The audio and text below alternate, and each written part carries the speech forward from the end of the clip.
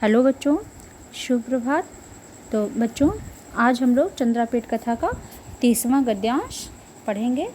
तो चलिए, मेरे साथ साथ आप लोग भी पढ़िए, इसका वाचन कीजिए और अर्थ भी समझते रहिए साथ में।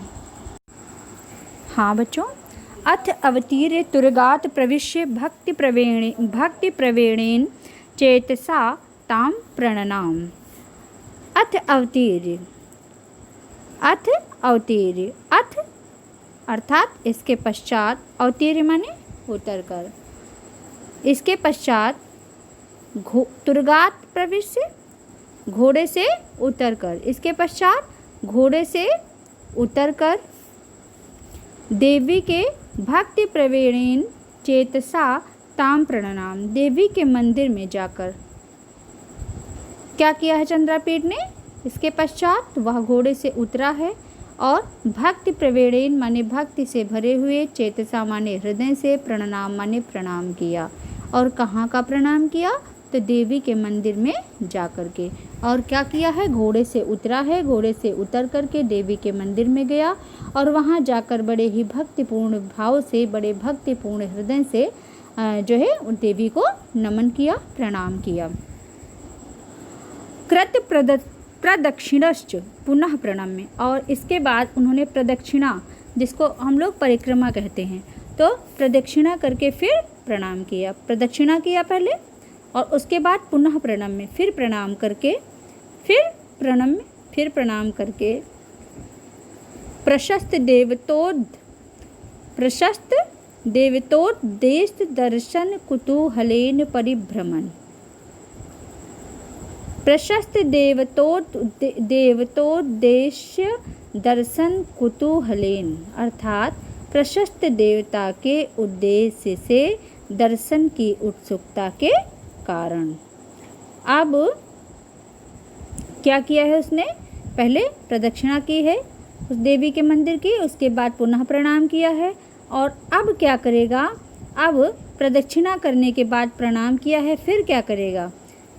फिर प्रशस्त देवता के उद्देश्य से, फिर प्रशस्त देवता के उद्देश्य से दर्शन की, कुतूहलेन माने उत्सुकता में, परिभ्रमण माने घूमते हुए, तम द्रविड़ धार्मिकम अपश्यत, उसने उस बूढ़े द्रविड़ धार्मिक को अपश्यत माने देखा।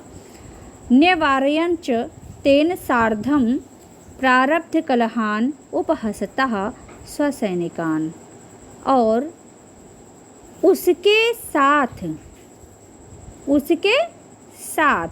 तेन सार्धम, उसके साथ, तेन सार्धम, सार्धम किस विभक्ति में आता है? सम, साकम, समम, सार्धम तृतीया विभक्ति में आएगा, ठीक है। तो तेन सार्धम, तेन है और तेन भी तृतीया विभक्ति का है, उसके साथ सार्धम लगा हुआ है। निवारयम चा, निवारयन चा, और रोका। निवारयन मतलब रोकना, तो निवारयन चा, चा माने और, निवारयन माने रोकना, और रोका। किसको? तेन सार्धम, उसके साथ। तो जब उसने उस द्रविड़ को देखा और निवारयन तेन सार्धम प्रारब्ध कलहान, और फिर क्या किया? निवारयन तेन सार्धम, किसको रोका? उसके साथ, और रोका। क्या रोका? तो झगड़ने वाले को। तो चंद्रापीठ ने क्या किया? फिर से देख लीजिए। और उसके साथ झगड़ा करते हुए, और उपहसता स्वसैनिकान, तथा उसकी हंसी उड़ाते हुए, स्वसैनिकान माने अपने सैनिकों को, निवारयन माने रोका। अब पूरी लाइन फिर से देख लीजिए।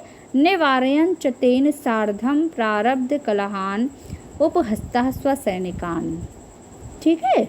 तो चंद्रापीठ ने क्या देखा था? उसने उस बूढ़े द्रविड़ धार्मिक व्यक्ति को देखा और उसके साथ झगड़ा करते हुए तथा उसकी हंसी उड़ाते हुए, उसका उपहास करते हुए अपने सैनिकों को रोका। तो चंद्रापीठ के सैनिक क्या कर रहे थे? उसकी अवस्था पर हंस रहे थे, उसकी हंसी उड़ा रहे थे और उस जो है बूढ़े द्रविड़ से झगड़ा कर रहे थे। तो ऐसी अवस्था को देखने के बाद चंद्रापीठ ने अपने सैनिकों को रोका। उपसांत्वनश्च, उसे समझा बुझाकर, कथम अपि तम प्रशमम, उसे समझा बुझाकर शांत करके, कथम अपि तम प्रशमम, उसने समझा बुझा करके शांत करके उसने उसकी तम प्रशमम उपनीय क्रमेण जन्मभूमिं जातिं विद्यां कलत्रम अपत्यानि विभवं वयः प्रमाणं प्रव्रज्यायाः कारणञ्च स्वयं एव पप्रक्ष।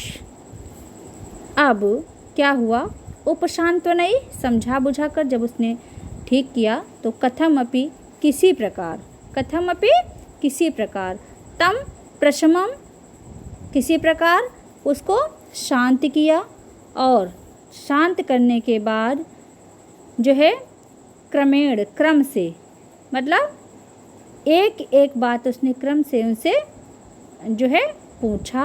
क्या पूछा, क्रमेण जन्मभूमि, उसकी जन्मभूमि, जातिम, जाति, विद्याम, विद्या, कलत्रम माने पत्नी होती है यानी स्त्री, अपत्यानि माने संतान, विभवम माने संपत्ति, वयः प्रमाणम आयु तथा प्रव्रज्यायाः कारणञ्च, संन्यास लेने का कारणञ्च स्वयं एव पप्रक्ष, संन्यास लेने का कारण पप्रक्ष माने पूछा।